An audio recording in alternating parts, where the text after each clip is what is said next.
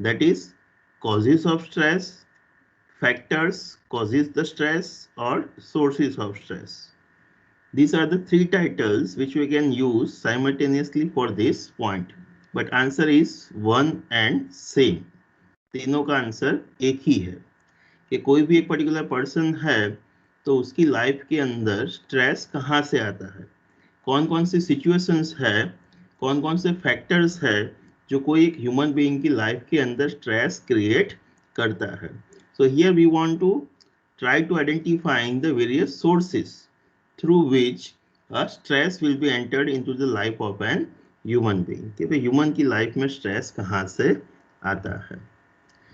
There may be a numerous conditions in which people may feel the stress. कि भाई हमारी life में हर रोज ढेर सारी सिचुएशंस होती है, ढेर सारे इंसिडेंट्स होते हैं, हम ढेर सारे लोगों से मिलते हैं, ढेर सारी चीजें हमारे साथ होती रहती है, एंड बिकॉज ऑफ दैट हम हमेशा स्ट्रेस फील करते हैं. So this kind of conditions which cause the stress are called stressors. तो ये स्ट्रेसर्स है कि जो आपके ऊपर प्रेशर्स क्रिएट करते हैं, and slowly and gradually you are start feeling the tensions, you are start feeling the pressures on your mind and body, and that will be result under the stress. So we can say we have the various stressors which will create the stress for you. A single stressors may cause the major stress, like even the death of near one. कि भाई कोई एक individual है तो उसके लिए हम क्या कह सकते हैं कि भाई इवन उसकी लाइफ के अंदर अगर कोई फैमिली मेंबर्स का डेथ हो जाता है तो this can be a single stressor, this may be a one of the stressors. Because of that क्या होगा, वो बंदे की फैमिली के अंदर सडनली किसी की डेथ हो जाएगी तो डेफिनेटली वो चीज उसके ऊपर इम्पैक्ट करने वाली है. ये एक स्ट्रेसर्स है, ये एक सिंगल स्ट्रेसर्स है को जिसके जरिए वो बंदा स्ट्रेस में आने वाला है. बट रियल लाइफ में क्या होता है, कोई एक ही स्ट्रेसर्स कोई एक बंदे के ऊपर नहीं होता है. Normally there are the stressors combined to press an individuals in a variety of ways until the stress hold threshold will not be developed. कि भाई क्या होगा कि भाई आपकी लाइफ में कोई एक स्ट्रेसर्स नहीं होगा, कोई एक प्रॉब्लम, कोई एक सिचुएशंस नहीं होगी. There may be are so many things कि भाई बहुत सारी चीजें होगी कि जो आपके ऊपर स्ट्रेस क्रिएट करेगी. कि फॉर एग्जांपल कि भाई आप कॉलेज में आ रहे हो तो कॉलेज में पहुंचने में भी आपको इश्यूज है, तो ऑन टाइम बस नहीं मिल रही है, ऑन टाइम आपका एक्टिवा स्टार्ट नहीं हो रहा है, एक्टिवा के अंदर पेट्रोल नहीं है, तो भी आप स्ट्रेस में आओगे. आप कॉलेज लेट से पहुंचे, रास्ते में बीच में ट्रैफिक आ गया तो वो भी आपको स्ट्रेस क्रिएट करेगा. कॉलेज में आप पहुंचे तो लेक्चर शुरू हो गया था, लेक्चरर ने आपको क्लास के अंदर आने नहीं दिया, once again you will be feel stress कि यार मेरा लेक्चर चला गया आज. देन आफ्टर आपके क्या ऑब्जर्व किया आपने कि भाई खाना खाना है, नाश्ता करना है, कैंटीन के पास गए बट देखा पर्स आप गलती से भूल गए हो, once again it's going to create the stress for you. So there are the various things, there are so many things can be happen simultaneously with you, and that is going to create the stressors for you, that is going to create the cause of stress for you.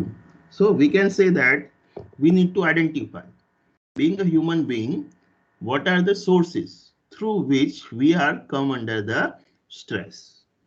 So we can classify our stressors, the sources of stress, into the four major categories. We can classify into the four major categories.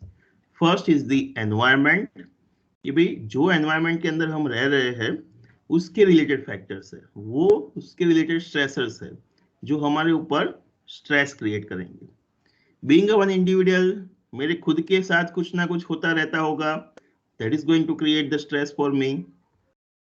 The organizations in which I am working, वहां पे कुछ ना कुछ incidents होता है तो that is going to create the stress for me.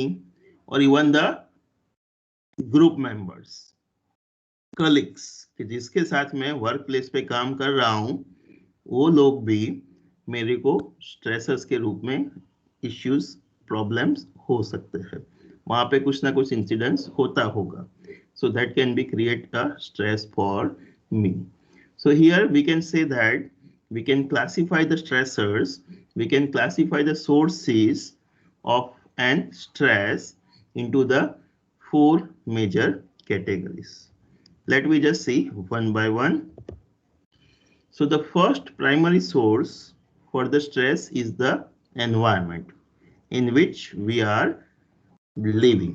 कि भाई हम जहाँ पे जो कंट्री में, जो स्टेट्स में, जो सिटी के अंदर रह रहे हैं, वहाँ का एनवायरनमेंट कैसा है, तो वो चीज हमें डेफिनेटली स्ट्रेसेस के रूप में इन्फ्लुएंस करेगी. चलिए वन बाय वन लेते हैं. तो the first is the economical uncertainty of that particular country, and it's going to affect our business and its business cycles. तो चलिए सबसे पहला क्वेश्चन है इकोनॉमी की अनसर्टेनिटी. मतलब इकोनॉमिकल कंडीशंस कोई भी कंट्री के देखनी है तो हम कैसे ऑब्जर्व करेंगे उसको. कब हम कह सकते हैं कि ये कंट्री की इकोनॉमी अच्छी है, कब कह सकते हैं ये कंट्री की इकोनॉमी अच्छी नहीं है. जीडीपी रैंकिंग, जीडीपी की रैंक से. यस करेक्ट, जीडीपी से. और क्या कह सकते हैं कि भाई कौन कौन से प्रॉब्लम्स हम इकोनॉमिक्स में हम पढ़े थे कि भाई इकोनॉमी जो है उसके कौन कौन से इश्यूज है, प्रॉब्लम्स है. इकोनॉमी की भी साइकिल होती है, आप शायद पढ़ के आए होंगे. क्या था, what are the problems in economy और cycles of economy. Recession, depressions, inflations, ऐसा कुछ पढ़े थे. इकोनॉमी के अंदर इन्फ्लेशन है, उसका मतलब क्या, सभी चीजों का प्राइस, सभी का प्राइस हाई होगा, सभी चीजों का प्राइस हाई हो जाएगा. सबके पास ज्यादा पैसा है, लोग पैसा स्पेंड करेंगे. टोटली रिवर्स रिसेशन है, मतलब लोगों के पास पैसा नहीं है, मार्केट में डिमांड नहीं है, लोग परचेज नहीं करेंगे. आपकी ओवरऑल इकोनॉमी डाउन जा रही है, जीडीपी धीरे धीरे नीचे गिर रहा है. जीडीपी गिर रहा है उसका मतलब क्या, once again same just like a recession. कि भाई जीडीपी नहीं है मतलब लोगों के पास जॉब नहीं है, लोगों के पास इनकम नहीं है, लोग अमाउंट स्पेंड नहीं कर रहे हैं. एंड बिकॉज ऑफ दैट जो कैश साइकिल चलनी चाहिए, cash converted into the cash again, ये भी हम पढ़ के आए थे. तो वो जो होना चाहिए तो वो साइकिल जितनी स्पीड से होनी चाहिए उतनी स्पीड से नहीं होगी. And because of that demand नहीं क्रिएट होगी, तो वंस अगेन एम्प्लॉयमेंट नहीं क्रिएट होगी, एंड अनएम्प्लॉयमेंट ज्यादा होगी तो वंस अगेन इनकम कम होगी, इनकम कम होगी तो वो बंदा ज्यादा स्पेंड कर पाएगा नहीं. तो ये एक विचुअस साइकिल है जो धीरे धीरे करके और गहरा बनता जाएगा. तो आप एज्यूम करो कि भाई आप कोई एक पर्टिकुलर कंट्री में हो कि जहाँ की इकोनॉमी अच्छी नहीं है, आपने बहुत सारा पैसा स्पेंड करके आपने अपना बिजनेस तो एस्टेब्लिश कर दिया, बट अभी वो कंट्री की इकोनॉमी डाउन चली गई, लोगों के पास पैसा ही नहीं होगा, तो कोई आके आपका बिजनेस के अंदर कुछ परचेज करेगा, कोई आपकी प्रोडक्ट्स परचेज करेगा? No. Answer will be no. Even assume करो कि भाई आपकी जो बिजनेस साइकिल है वो कैसी है कि भाई आपकी जो डिमांड है वो सीजनल है. ये फॉर एग्जांपल कि भाई we are preparing the clothes for the Navratri for example. चलिए कि भाई मेरा बिजनेस क्या था कि भाई मैं पूरे साल चनिया चोली बनाता था और उसको इंडियन मार्केट में और गुजरात में सेल करता था, ये मेरा बिजनेस है फॉर एग्जांपल.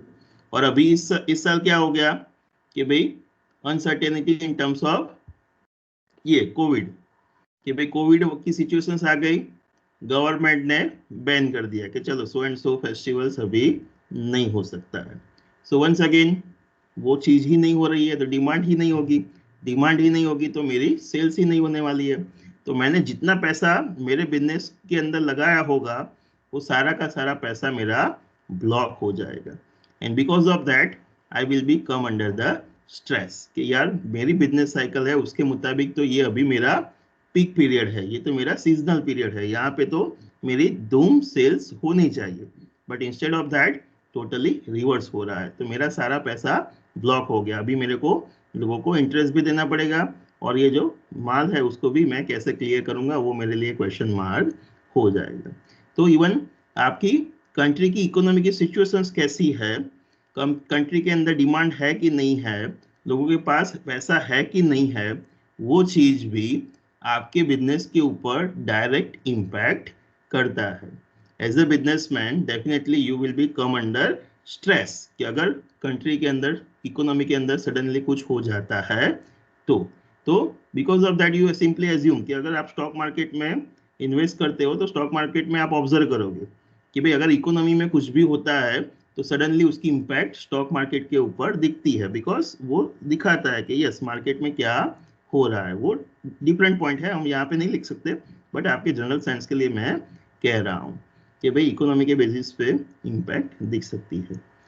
चलिए second point, political uncertainty of that particular country or even political system, rules, regulations governed by the organizations is going to create the stress for you. चलिए पॉलिटिकल अनसर्टेनिटी का मतलब क्या है? सबसे पहले political uncertainty, political instability मतलब government कभी भी चेंज, यस करेक्ट, गवर्नमेंट कभी भी चेंज हो सकती है, रूल्स रेगुलेशंस कभी भी चेंज होंगे। जब कांग्रेस थी तब वो लोग भी वॉलमार्ट करके कंपनी को एंटर होने दे रहे थे। वो जैसे ये डीमार्ट है ना वैसे ही वॉलमार्ट है। तो जैसे ये भाजपा आ गई तो उसने वॉलमार्ट कंपनी के सारे प्रोजेक्ट्स कैंसिल कर दिए बिकॉज उनका मेन एम था कि मेक इन इंडिया, सो इसलिए वॉलमार्ट को नहीं आने दिया। यस करेक्ट कि भाई उससे पहले भी सेम तरीके से मैं बोल दूं, फिर हमारे ये पॉइंट पे वापस आते हैं कि भाई उस टाइम पे क्या हुआ था कि आपको पता हो तो कि भाई उन्होंने उस टाइम पे कांग्रेस ने ऑर्गेनाइज रिटेल सेक्टर है ना उसके अंदर 100% एफडीआई को अलाउ किया था। मतलब कि कोई भी फॉरेन इन्वेस्टर्स है तो वो अपना यहाँ पे स्टोर्स ओपन कर सकता है। तो उस टाइम पे ये बीजेपी वाले ऑपोजिशन में थे, तो उन्होंने उसका अपोज किया कि नहीं नहीं ये तो गलत है, लोगों की जॉब चली जाएगी, सो एंड सो करके उन्होंने वहां पे वो पर्टिकुलर डील का अपोज किया था। तो फिर वो नहीं हुआ, बट एट प्रेजेंट आप देखोगे तो बीजेपी वाले अभी सत्ता में है और उन्होंने भी अभी करंटली क्या किया है, एफडीआई को पूरे का पूरा अलाउ किया है। देयर में भी फॉर एग्जांपल शायद 60 to 70% के आसपास है परसेंटेज दे कैन इन्वेस्ट, तो फॉरेन वाला यहाँ पे भी इन्वेस्ट कर सकता है। तो एफडीआई को रिटेल ऑर्गेनाइज रिटेल सेक्टर में उन्होंने भी अभी अलाउ कर दिया है। पहले उनका अपोज करते थे बट अभी वो वही चीज कर रहे हैं। तो सेम थिंग आपने भी जैसे एग्जांपल दिया कि भाई कोई एक पार्टी कोई एक चीज को सपोर्ट करेगी तो अगेंस्ट सामने वाली पार्टी उसको अपोज करेगी। तो अल्टीमेटली इसमें नुकसान किसका होगा? नुकसान किसका होगा यहाँ पे कि भाई दोनों पार्टियां अपने अपने वोट बैंक के लिए लड़ रही है और एक बिजनेस को आने दे रही है, एक बिजनेस को नहीं आने दे रही है, इवन आने के बाद बंद भी करा रही है। तो इसमें नुकसान किसका होगा? वो पर्टिकुलर बिजनेस हाउस का। सो नाउ हियर कि भाई being a organisers, being a company, मैं कोई एक पर्टिकुलर स्टेट के अंदर जा रहा हूं तो वो स्टेट के अंदर पॉलिटिकल स्टेबिलिटी कितनी है वो मैं ऑब्जर्व करूंगा। Even same way foreign industrial investors जो होते हैं, फॉरेन इन्वेस्टर्स जो होते हैं, वो कोई अगर कंट्री के अंदर जाते हैं तो वो कंट्री के अंदर वो लोग देखेंगे पहले कि भाई पॉलिटिकल स्टेबिलिटी है कि नहीं है। अगर पॉलिटिकल स्टेबिलिटी नहीं है मतलब उसका मतलब क्या होता है कि भाई गवर्नमेंट कभी भी चेंज हो सकती है, गवर्नमेंट कभी भी रूल्स रेगुलेशंस चेंज कर सकते हैं। तो उसके कारण क्या हो सकता है, उनके ऊपर नेगेटिव इम्पैक्ट आ सकती है। आपको फॉर एग्जांपल ये केस पता हो तो टाटा नैनो का, टाटा नैनो पहले कहाँ पे बनने वाली थी? पश्चिम बंगाल में। पश्चिम बंगाल में जैसे ही गवर्नमेंट चेंज हुई, ममता गवर्नमेंट आई, तो उन्होंने क्या किया, वहां पे उन्होंने बैन लगा दिया कि भाई यस ये तो हमारे जो फार्मर्स है उनकी जमीन ले रहा है और फार्मिंग की जमीन चली जाएगी ये नैनो बनाने के लिए। तो वहां पे बहुत ही हो हल्ला हुआ, वो लोग स्ट्राइक पे चले गए और इवन गवर्नमेंट भी चेंज हो गई, एंड एट लास्ट जैसे ही ममता गवर्नमेंट आई उन्होंने नैनो का प्लांट बंद करवा दिया, आगे काम होने दिया नहीं। तो फिर वहां से वो प्लांट पूरा शिफ्ट होके यहाँ पे हमारे गुजरात में आया। तो ये सिंपली एग्जांपल दिखा रहा है कि भाई अगर पॉलिटिकल अनसर्टेनिटी होगी वो पर्टिकुलर स्टेट के अंदर, पॉलिटिक्स में कुछ चेंज हो रहा है, तो डेफिनेटली उसकी इम्पैक्ट कंपनी के ऊपर आने वाली है। और इवन हम यहाँ से यहाँ प्लांट शिफ्ट कर रहे हैं तो वो हमारे लिए इजी नहीं होगा, it definitely is going to create the so much cost for us. Same example ले सकते हो आप कि भाई हम बिहार के अंदर लिक्योर बना रहे थे और सडनली गवर्नमेंट ने रूल्स रेगुलेशंस बदल दिया, तो लिक्योर बैन कर दिया, तो हमें हमारी पूरी कंपनी वहां से लेकर डिफरेंट स्टेट में जाना पड़ेगा। तो definitely is going to create the cost in terms of crores of rupees, so that is going to create the stress for me। तो मैं जो कंट्री के अंदर हूँ वहाँ की पॉलिटिकल कंडीशंस कैसी है, उनकी सर्टेनिटी अनसर्टेनिटी कैसी है, वो चीज भी मेरे लिए स्ट्रेस के रूप में कन्वर्ट हो सकता है। ये सारे एनवायरमेंटल फैक्टर्स है, मैक्रो लेवल फैक्टर्स है कि जो मेरी कंपनी से डायरेक्टली नहीं जुड़े हुए हैं बट फिर भी वो मेरी कंपनी को इन्फ्लुएंस करने वाले हैं। चलिए, same way technological uncertainty, technological development, innovations, and that is going to create the stress for me। तो questions है कैसे टेक्नोलॉजिकल डेवलपमेंट होगा तो वो आपके लिए स्ट्रेस होगा कैसे? अगर किसी पर्सन को सपोज पहले टाइपराइटर्स चलते थे, फिर कंप्यूटर्स आए, तो किसी को कंप्यूटर ऑपरेट करना नहीं आता है तो उसे अपडेट करना होगा, तो उसे स्ट्रेस तो आएगा, उसकी जॉब चली जाएगी। यस, बीइंग वन इंडिविजुअल कि भाई वो अनस्किल्ड है तो डेफिनेटली वो फील करेगा स्ट्रेस अगर स्किल के अंदर कुछ नया आता है तो। चलिए, कंपनी के रूप में यहाँ पे एग्जांपल लेते हैं कि भाई बीइंग अ ऑर्गेनाइजेशन, मैंने कोई पर्टिकुलर टेक्नोलॉजी के बेसिस पे मशीन सब परचेज कर दिए, सब कुछ इंस्टॉल कर दिया, crore of rupees I just spend and मैंने प्रोडक्शन स्टार्ट कर दिया।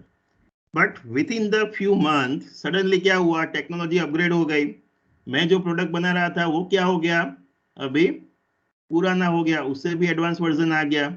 तो अल्टीमेटली मुझे क्या करना पड़ेगा, अभी I need to change all the machines so that I can produce something new, some better technology। के फॉर एग्जांपल मोबाइल्स, कि भाई आप मोबाइल बना रहे हो, अभी 4G टेक्नोलॉजी के मोबाइल्स बना रहे थे। फॉर एग्जांपल पेजर, कि भाई आप अभी पेजर बनाने का बिजनेस था आपका और सडनली पेजर बंद हो गया, उसकी जगह पे मोबाइल आ गए, तो अभी आपको सारी मशीनरी सब चेंज करना पड़ेगा, सब कुछ नया रीइंस्टॉल करना पड़ेगा। क्यों? तो भाई टेक्नोलॉजी चेंज हो गई है, प्रोडक्ट चेंज हो गई है, मार्केट में नया इनोवेशंस आया है। तो once again you just spend thousands and crores and lakhs of rupees। तो that is the question mark कि अगर सडनली टेक्नोलॉजी चेंज हो जाएगी तो मेरा क्या होगा, मैंने जो इन्वेस्टमेंट किया है, रिसर्च एंड डेवलपमेंट जो कर रहा हूँ उसके पीछे, प्रोडक्ट के पीछे, वो मेरा कैसे कवर अप होगा। So that are the issues. तो वंस अगेन टेक्नोलॉजिकल अनसर्टेनिटीज है, वो भी मेरे लिए स्ट्रेस क्रिएट कर सकती है। सेम वे आपने जो एग्जाम्पल दिया वो इंडिविजुअल पॉइंट ऑफ व्यू दिया कि कोई इंडिविजुअल है तो उसको कोई टेक्नोलॉजी चेंज हो जाती है तो whether he or she is comfortable with it or not, if not then definitely he or she will B come under the stress कि यस ये नई टेक्नोलॉजी मेरे को आएगी नहीं आएगी, मेरी जॉब रहेगी नहीं रहेगी, तो वो बंदा स्ट्रेस में आने वाला है। चलिए, last environmental factor is a terrorism, that is going to create the issues in terms of safety, physiological safety and security of that particular persons। चलिए, टेररिज्म स्ट्रेस क्रिएट कर सकता है? Yes sir. कैसे, क्या होगा? सर जैसे कोई भी न्यूज आती है तो जैसे तुरंत ही मार्केट फॉल होता है, तो जो इन्वेस्टर है उनको स्ट्रेस हो सकता है। ओके, और इवन आप एज्यूम करो कि कोई पर्टिकुलर कंट्री है कि जहाँ पे टेररिस्ट की एक्टिविटीज बहुत ज्यादा है, कोई पर्टिकुलर कंट्री है जहाँ पे कभी भी कुछ भी हो सकता है, तो आपको बोला जाएगा कि भाई आप वो कंट्री में जाके काम करो, तो आप काम करोगे? अगर मैं आपको बोलूँ भाई आप पाकिस्तान में या अफगानिस्तान में जाके या कोई ऐसी कंट्री में जाके काम कीजिए जहाँ पे बहुत ही टेररिस्ट वाली एक्टिविटीज होती है। इवन हम इंडिया में बोले कि भाई इंडिया के अंदर आप जम्मू कश्मीर में आपको जाना पड़ेगा, तो first things which come in your mind is a terrorism, कि भाई यस मैं वहाँ पे जाऊंगा, काम करूंगा, बट कुछ टेररिस्ट एक्टिविटी हो गई तो, उन्होंने कुछ बम ब्लास्ट कर दिया तो, गोलीबारी चली और उसमें मेरी गोली लग गई तो मेरा क्या होगा, मेरी फैमिली का क्या होगा, समथिंग लाइक दैट।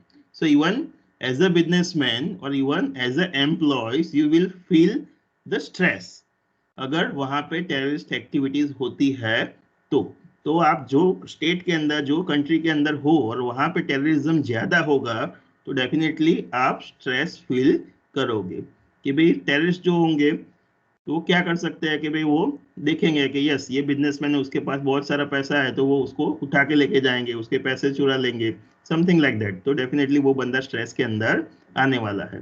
कोई एम्प्लॉयज को हम यहाँ से भेजेंगे तो वो फॉर एग्जाम्पल वो लोग किडनैप कर लेंगे, क्यों, तो कि भाई ये कंट्री में से उनके लोगों को छुड़ाना है, तो anything can be happen. So because of that people are feel under the stress because of the terrorism activities which are taking place in that particular state or country. तो टेररिज्म है वो भी एक फैक्टर्स हम कह सकते हैं। So this all are the environmental factors which are going to create the stress for an individuals, कि भाई इंडिविजुअल्स के रूप में और सॉरी कंपनी के रूप में उनको ये स्ट्रेस क्रिएट करेंगे कि भाई country की economy, political, technological and terrorism. So these are the factors which is going to create the stress. The first stressors, the first source of stress is the environmental factors, macro level factors, which are not directly related to you or your company, but indirectly going to influence you.